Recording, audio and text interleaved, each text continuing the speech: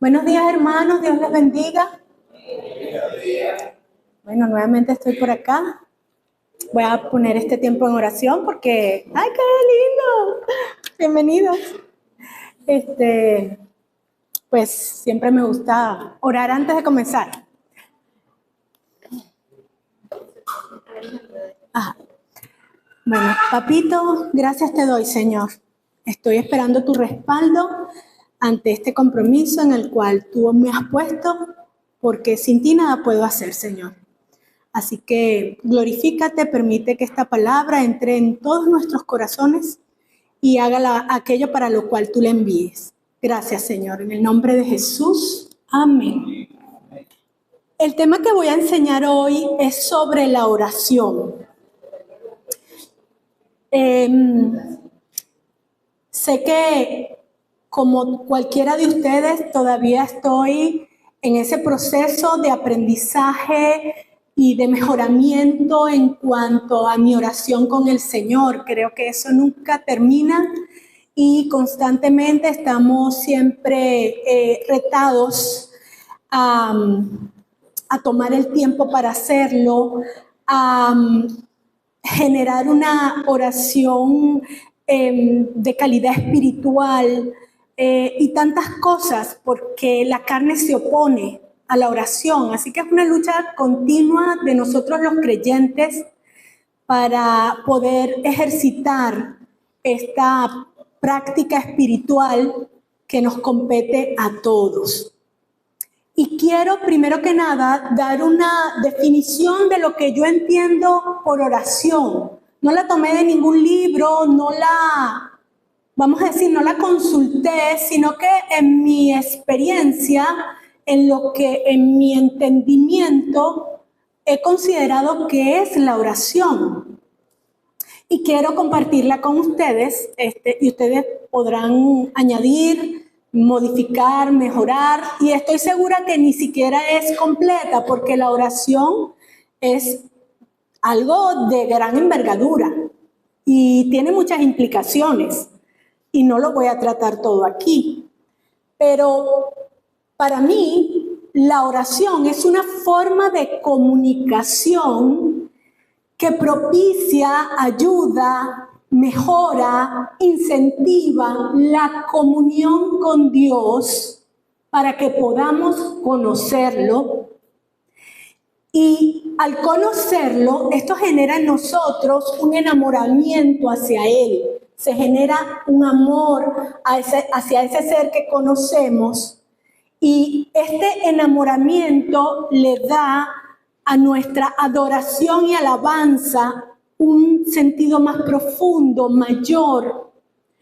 Y obviamente la oración también tiene un efecto en el que la está generando, porque la oración es un asunto entre dos. Y así como la oración nos lleva al conocimiento de Dios, nos lleva también a nuestro propio conocimiento. Porque nosotros somos expuestos a la luz de Cristo. El Espíritu Santo nos confronta, nos convence de pecado, nos escudriña el corazón y muestra aquello que realmente somos, lo que entonces genera en nosotros una revisión de vida, un compromiso para entrar en un proceso de santificación, para a su vez parecernos cada vez más al interlocutor con el cual nos estamos exponiendo y que a su vez Él se está exponiendo a nosotros. Y esto a su vez lleva a encontrar el propósito que tenemos como hijos de Dios. Esta oración no es un monólogo, debe ser una conversación.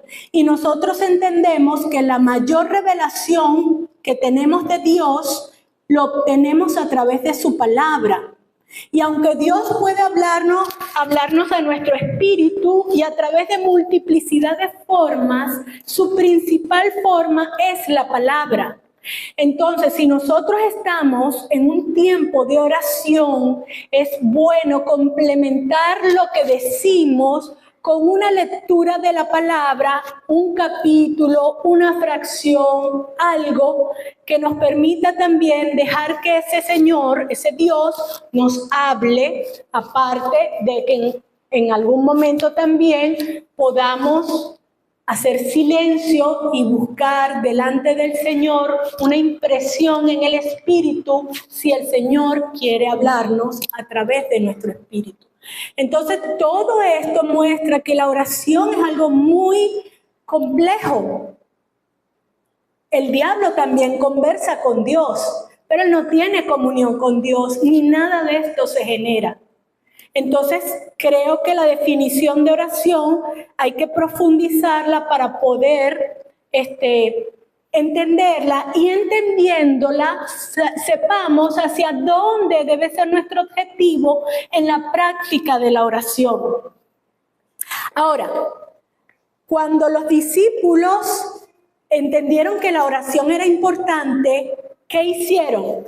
Le dijeron a Jesús: enséñanos a orar. ¿Y qué hizo Jesús? No les dio un manual teórico sobre el asunto de la oración, ni siquiera se las definió como intenté hacerlo yo ahorita. Simplemente comenzó a orar delante de ellos y les dio un modelo de oración. Un modelo que no es para ser repetido, es un modelo que nos indica, nos orienta cómo elaborar nuestras propias oraciones. De hecho, antes de que él orara, el Padre Nuestro ya había indicado que algunos usaban de muchas palabrerías y repeticiones para orar y que eso no estaba bien. Entonces, su intención no era que nosotros hiciéramos lo mismo, tomar una cosa y hacer repetición de eso. Porque la oración tiene que tener autenticidad, espiritualidad, intencionalidad, racionalidad, emotividad, todo eso, todo nuestro ser se involucra en la oración. El espíritu por sobre todas las cosas, porque es en el espíritu donde nosotros tenemos comunión con Dios y de allí verdaderamente nace la oración. Entonces, es un privilegio que tenemos los creyentes, los que hemos nacido de nuevo, ¿ok? Así que Jesús les dio un modelo. Y nosotros, cuando oramos ante otros, también generamos modelos. Y a veces los modelos que podemos dar pueden no ser los más idóneos. Por ejemplo, hubo un boom, porque creo que ya está decreciendo, con la teología de la prosperidad, que es una teología centrada en el individuo y produce oraciones centradas en el individuo, donde la persona declara, establece, decreta, dice y hace como si quisiera controlar el universo de Dios. Frases como que se haga tu voluntad y no la mía, o si Dios quiere, y en estos días estábamos hablando de eso en el chat de predicadores, por dos personajes que estaban dando esta enseñanza totalmente errada, diciendo que el cristiano no podía usar la frase si Dios quiere, y no vamos a decir quiénes son los pecadores, solo el pecado, y estábamos hablando de eso en el chat. Este tipo de oración en donde se centra en el individuo prácticamente excluye a Dios, y entonces es un modelo que terminan los que lo escuchan aplicándolo. Yo lo hice. Yo en algún momento de mi vida también entré en esta forma de escuchar orar y de decir sí, tenemos autoridad y debemos tal, pero con el paso del tiempo uno siempre va mejorando su propia teología y el conocimiento, y por supuesto pude darme cuenta que esto tenía muchos errores teológicos, este tipo de oración. Cuando yo estaba recién convertida en los primeros años de mi conversión, creo que hubo otro estilo de oración que de alguna forma me llegó. No sé si era general o era solamente del ambiente en donde yo me movía, que era un estilo de oración donde se minimizaba al individuo. Y entonces uno escuchaba oraciones como estas. Señor, es que delante de tu presencia somos gusanos, Padre. Oh, Señor, y nos minimizábamos y no entendíamos tampoco nuestra identidad en ese tipo de oración. Somos trapos de inmundicia y en realidad nuestras obras, no nosotros, ¿ok? Por eso es tan importante conocer la palabra de Dios y buscar los modelos de oración que están en la palabra de Dios, porque hay cantidad. El Padre Nuestro no es el único, ¿ok? Y esa es nuestra fuente de cómo debemos orar. Y debemos tener como la comprensión de ver qué estamos escuchando y entender si se alinea con la palabra de Dios. Pero el punto es que nosotros generamos modelos ante otros, queramos o no queramos. Nuestras oraciones son oídas y las personas pueden adoptar parte de cómo oramos. Claro que cada uno le imprime su parte muy individual. Hay personas que oran con más formalidad, menos formalidad, etcétera, etcétera, pero ciertamente generamos modelos de oración. Ahora, actualmente creo que se está generando un modelo de oración inconveniente que yo he llamado el modelo de las añadiduras, ¿ok? Tendemos a centrarnos en nuestras añadiduras cuando oramos. Y es importante entender lo que significa una añadidura. Añadidura es algo que se añade a otra cosa. Pero la otra cosa viene siendo lo fundamental. Y voy a poner un ejemplo que se me ocurrió para que vean esto gráficamente. Cuando uno hace una torta, ¿verdad? La torta es lo importante. Yo puedo echarle raspadura de limón, añadirle raspadura de limón o un poquito de vainilla o una esencia de almendras o cualquier otra cosa, pero la torta es torta, no importa la añadidura que usted le ponga. La añadidura viene a dar algo, un toque, ¿verdad? Y nuestras añadiduras no son, vamos a decir, como para sacarlas del camino, porque sí existen añadiduras.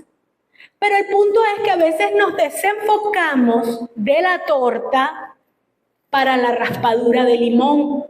Y eso no está bien, porque el Señor dijo: busquen primero el reino de Dios y su justicia y todo lo demás será añadido. Las añadiduras no son un fin en sí mismo. Las añadiduras complementan el propósito de Dios con la torta de nuestra vida. A veces una añadidura puede intervenir de una forma perjudicial en el propósito de Dios con tu vida, y esa añadidura hay que quitarla. Porque lo importante es la torta. Lo importante son los valores espirituales. Juan 17:13 dice: esta es la vida eterna, que te conozcan a ti, Dios, ¿verdad? El Padre, y a quien tú has enviado, a Jesucristo. Ese es el meollo de todo este asunto. Las cosas espirituales, las cosas de valor eterno. Las añadiduras, estamos en un mundo donde necesitamos comer, vestirnos, etcétera, etcétera, van a ser parte de nosotros, pero son las añadiduras, como lo expliqué actualmente con el ejemplo de la torta. Entonces, quiero comentarles sobre como 5, no sé si son formas de oración o 5 inclinaciones para la oración. no sé si es la palabra, pero la primera. No son estilos, son como elementos que resaltamos en nuestra oración. Y voy para allá para que me entiendan. Cuando empiezo a orar por mis añadiduras, el Padre Nuestro incluye añadiduras, por eso digo que no son de desechar. Lo que debemos es estar claros de que vienen a cumplir las añadiduras en nuestra vida. Cuando dice el pan nuestro de cada día, dánoslo hoy, allí hay una añadidura. Pero si nosotros vemos esa oración, esa frase está precedida por hágase tu voluntad, así en la tierra como en el cielo, y sigue después con perdona nuestras ofensas como nosotros también perdonamos a los que nos ofenden. Eso quiere decir que esa oración, esa añadidura solicitada ahí, está acompañada de valores eternos, de cosas trascendentes. Hay otra oración que es la de las añadiduras de otros. Cuando oramos intercediendo y estamos pidiendo por las añadiduras de otros. Y hay un ejemplo en la palabra que quiero traer, que está en Santiago 5, 14, 15, que dice, ¿está alguno enfermo entre vosotros? Llame a los ancianos de la iglesia y oren por él, ungiéndolo con aceite en el nombre del Señor, y la oración de fe salvará al enfermo, y el Señor lo levantará, y si hubiere cometido pecados, le serán perdonados. Esta oración en donde estamos pidiendo por la salud de alguien y da unas instrucciones de cómo realizarla, viene acompañado de un asunto de resolución espiritual, que es que si ha cometido pecados le serán perdonados, y que esta oración no solo sana, sino que salva. Y la misma palabra se usa en el griego, por cierto. Salvación y sanidad es la misma palabra en el griego. Entonces, no encontramos en la palabra oraciones de añadiduras que estén desligadas de los valores eternos. No están, ¿ok? Siempre de alguna forma se casan con eso. Y de hecho, para Dios lo más importante es que una persona se salve, que una persona pueda tener asegurado un lugar en la eternidad junto a Él. No que la persona de repente supere una enfermedad, eso es añadidura. Lo importante es lo que trasciende. Así que estos dos primeros puntos de oración debemos siempre acompañarlos o ligarlos con las cuestiones de valor espiritual. Entonces, tomemos esto en consideración, porque la intención de esta prédica hoy es como ayudarnos a mejorar nuestra oración. Entonces, ese es un punto importante para aprender a orar y trazarme esa meta. Voy a orar siempre pensando en cómo combino esta solicitud de algo tan terrenal, de algo tan, ¿cómo se llama cuando algo no es eterno? Temporal, lo combino con las cosas eternas, ¿ok? Luego tenemos mis asuntos de valor eterno, o como otro tipo de oración quizás que se mete más profundo en las cosas espirituales, ¿ok? Y voy a leer Efesios 6, 19, 20, en donde Pablo muestra sus asuntos de valor eterno y dice, oren también por mí. Pídanle a Dios que me dé las palabras adecuadas para poder explicar con valor su misterioso plan, que las buenas noticias es para judíos y gentiles por igual. Él está pensando en todo ese propósito que él tiene de vida, de ir y predicar el evangelio, y le está predicando a gentiles y a judíos, y les pide a la iglesia, oren por mí para que Dios me dé el valor y cómo pueda yo transmitir esa buena noticia que es igual para judíos y gentiles. Pablito tenía unas oraciones, wow. Entonces, mis asuntos de valor eterno. Luego están los asuntos de valor eterno de otros. Y aquí Pablito se bota con sus oraciones orando. En Efesios hay 2 oraciones bien tremendas y no voy a hablar de la segunda que aún me parece más profunda, voy a hablar de la primerita que aparece, pero miren cómo ora Pablito.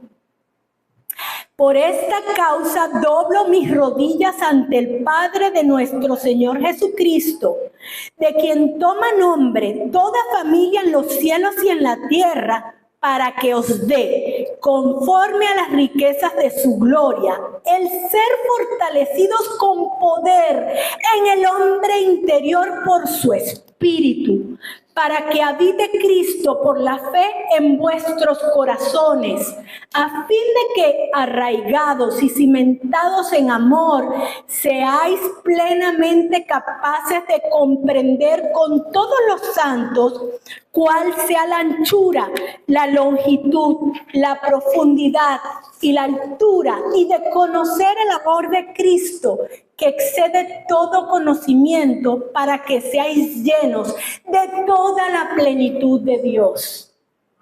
Recuerden que la oración nos conecta con conocer a Dios.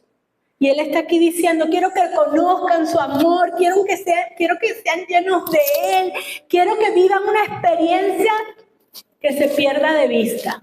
Esa es una oración por las cosas de valor eterno de otros. Y es importante que nosotros aprendamos a orar así por nuestros hermanos. Que cuando intercedamos por personas, por ejemplo, que no conocen al Señor, pueden que tengan problemas de las añadiduras, pero que nosotros podamos entender lo importante es que alguien no se pierda. Cuando yo a veces pienso en que alguien, y sobre todo de la gente que amo, yo diga, ¿te imaginas que esta persona se pierda y yo no la vaya a ver allá en el cielo, en la eternidad? Y es en la eternidad, es por siempre. A veces no quiero ni pensar en eso porque es tremendo, es tremendo. Y uno tiene que, bueno, yo tengo una hermana, mi hermana mayor de mi familia nuclear, vamos a decir así, ella es la única que no se ha convertido, que ella no quiere nada aparentemente con el Señor, pero yo gimo y clamo porque yo no puedo imaginar que ella no esté allí.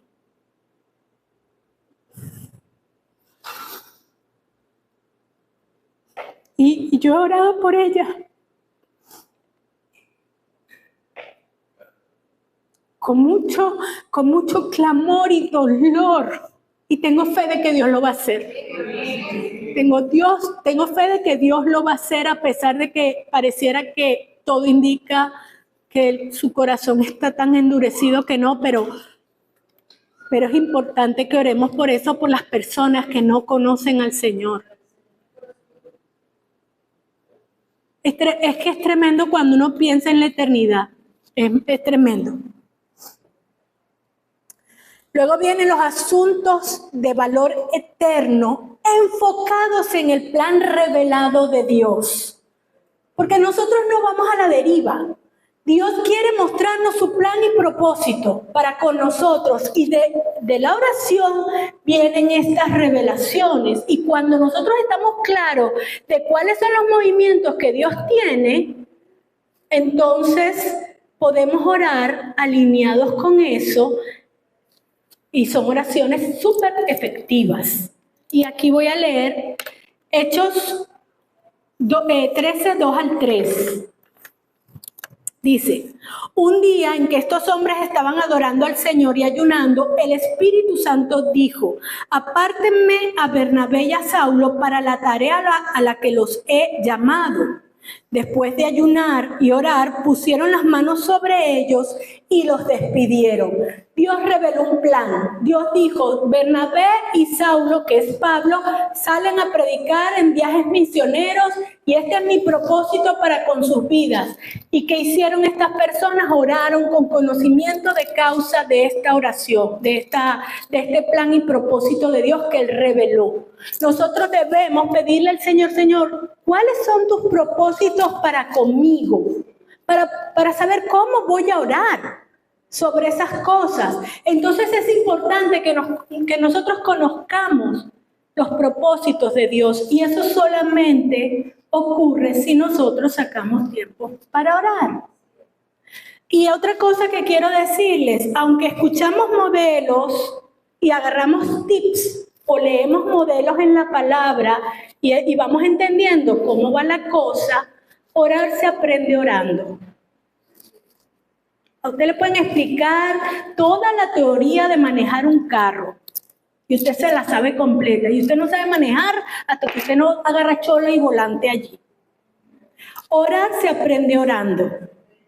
Y con todas nuestras fallas, errores, en algún momento tirándonos hacia algún modelo extraño, pero Dios va haciendo el trabajo y va corrigiendo y va mejorando nuestra oración y en la práctica vamos aprendiendo a conocer también los propósitos de Dios. Ahora, si todo esto se revela a través de la oración, vamos a decir que el objetivo final de la oración es la obediencia, porque si nosotros somos expuestos a nuestra realidad, lo que somos, y empieza el Señor a tratar con nosotros y a decirnos, mira cómo estás haciendo esto mal, tienes que corregir aquí, yo.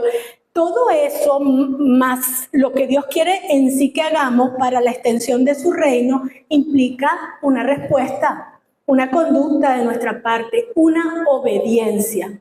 Porque Dios no está para complacernos como si Él fuera el genio de la lámpara maravillosa que nos va a simplemente ver qué necesitamos para darlo. Él no existe para eso. Nosotros somos los que debemos obedecerlo, no Él a nosotros. Entonces, la obediencia es parte de lo que va a traer la oración. ¿Cómo saber cómo obedecer? O sea, ¿qué debo obedecer? La lectura de la palabra y la comunión con el cuerpo de Cristo. Porque nosotros no estamos llamados a ser llaneros solitarios. En nuestro compartir unos con otros, nosotros aprendemos a amar y a hacer obras que sean parte de la extensión del reino de Dios, de nuestro propósito, de lo que Dios quiere, porque la fe sin obras es muerta. Entonces, en medio de la comunión con otro, como dice la Biblia, hierro con hierro se aguza.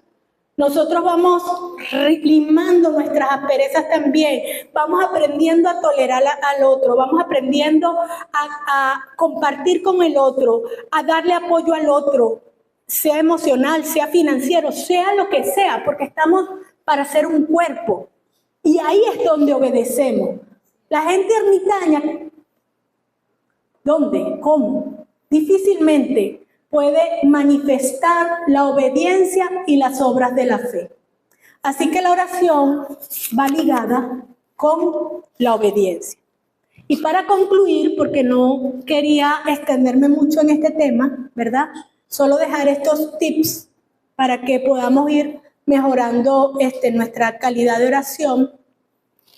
Quiero mostrar que siempre que oramos, ¿verdad? Estamos dando modelos, que debemos buscar los modelos que están en la Biblia principalmente, ¿ok?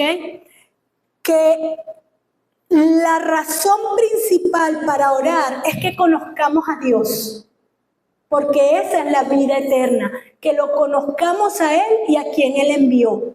Y en retruque nos vamos conociendo a nosotros mismos. Y en retruque, viéndonos con ese espejo de Jesucristo y con la palabra de Dios, nos vamos dando cuenta que tenemos que santificarnos. Porque no nos parecemos a Cristo cuando llegamos a Él, pero vamos para allá. Y por supuesto, la oración siempre debe estar comprometida con valores eternos. Ore por sus añadiduras, pero véala como un complemento de la torta. Piense más en la torta que en la raspadura de limón. Y vaya para allá, porque nosotros estamos llamados a la eternidad. Nosotros hemos nacido de nuevo, no estamos muertos. Espiritualmente es nuestro valor, porque este cuerpecito se va a la tierra y ya está. Pero lo que llevamos dentro es lo que es importante. Por eso es que Pablo decía, este hombre interior se renueva cada día, aun cuando esta carcasa se esté dañando. Este tabernáculo se está deteriorando. No importa que se deteriore, luego vamos a recibir uno mejor. Y recuerde, la oración lo compromete a la obediencia. Ore sabiendo que espera Dios una respuesta de usted. Amén. Amén.